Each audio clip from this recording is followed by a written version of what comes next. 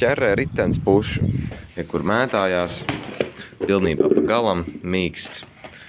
Un, kā bija doma pirkt jaunu, nav arī šausmīgi dārgs, bet, ietaupīt jau gribās, kā vien var.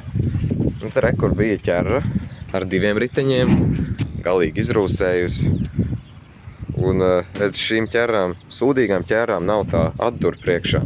Tad es noņēmu no 2 riteņu ķerras abus riteņus.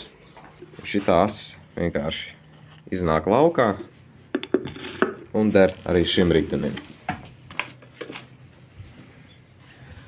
Faktiski šie 2 riteņi izmēros atšķirās diezgan ievērojami, taču realitātē, manuprāt, ar lielāku riteni būs mazāk rits pretestīvi dēļ lielāka aploces garuma. Kā smērvielu es izmantoju Solidol, dārza instrumentiem un tehnikai ar attaukotāju vai brake cleaneri. Kārtīgi notīri. Paskat, pilnīgi kā jauns apmēram. Iesmērē.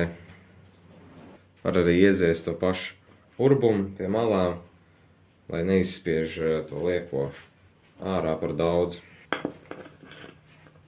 Lieko ar pirkstiem var notīrīt. Liekot parastu uzgriezni, vajag izmantot paplāksni. Šis nav parasts, tam ir kā platāk tā mala, bet jebkurā gadījumā es uzlikšu paplāksni drošības labad.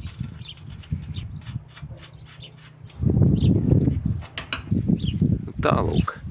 Riepļi arī uzpumpēt un viss ripo ļoti labi.